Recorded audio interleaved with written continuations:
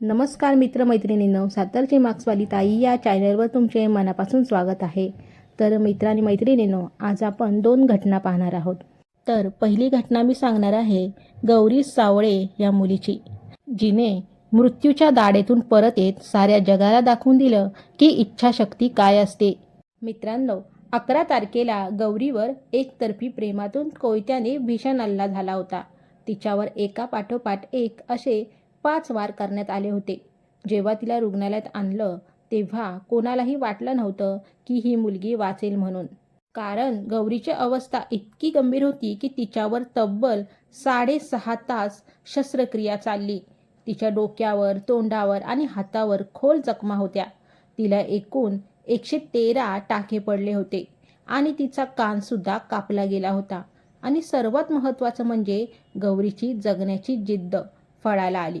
मित्रांनो, गौरीने स्वतः सांगितलं की तो मुलगा अचानक आला, त्याने तिचा फोन हिसकावून घेतला आणि थेट कोयत्याने तिच्यावर हल्ला केला.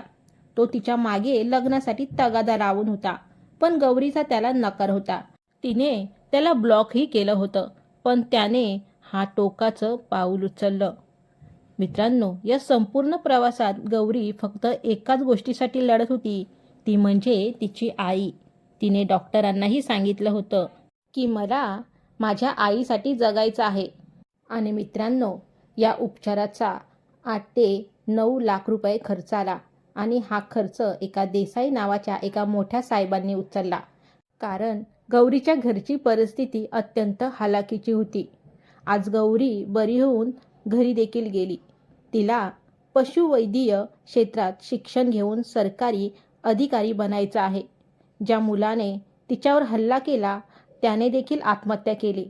पण गौरी मात्र आता आपल्या भविष्यासाठी आणि आईसाठी नवी उमेद घेऊन उभी राहिली आहे. गौरीचं हे रूप पाहून एकच सांगावंसं वाटतं, संकट कितीही मोठं असलं तरी तुमची जिद्द आणि आईची माया तुम्हाला मरणाच्या दारातूनही परत आणू शकते. मित्रांनो, आता पाहूया ती दुसरी घटना. एका बापानेच केला आपल्या 2 मुलींचा अंत. मित्रांनो, ही घटना तुम्ही ऐकली ना तर तुमच्याही अंगावर शहारे येतील आणि समाजाच्या मानसिकतेवर प्रश्नचिन्ह निर्माण होईल. मित्रांनो, ही घटना आहे सांगली जिल्ह्यातील एक अत्यंत धक्कादायक आणि माणुसकीला काळिमा फासणारी घटना.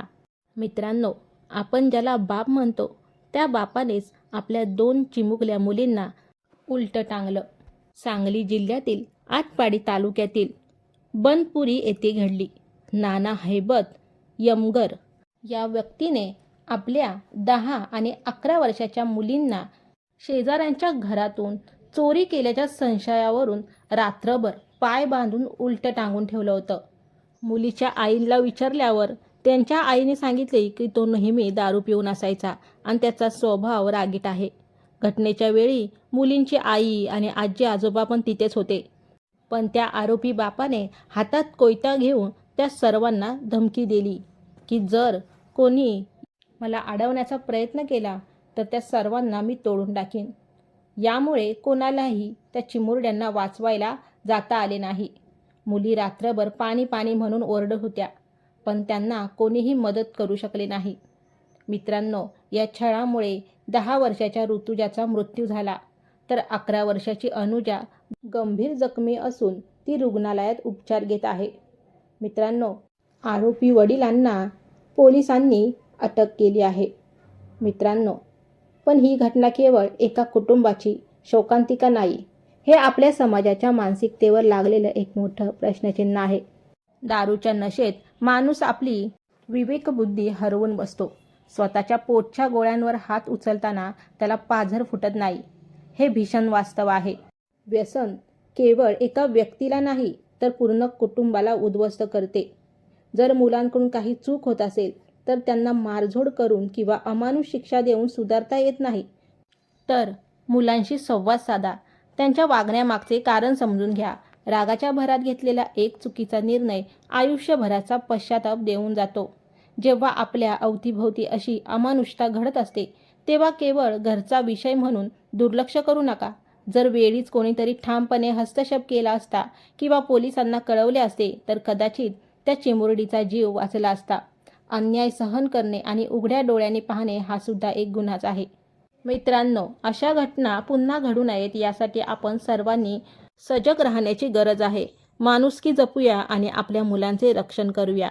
तर मित्र आणि मैत्रिणींनो, तुम्हाला या दोन्ही घटनेबद्दल तुमच्या प्रतिक्रिया कमेंटमध्ये नक्की कळवा. आणि हो, अशाच महत्त्वाच्या घटना, बातम्या आणि सामाजिक विषयावरील माहितीसाठी पाहत रहा सातारची मार्क्सवाली ताई. जय हिंद, जय महाराष्ट्र.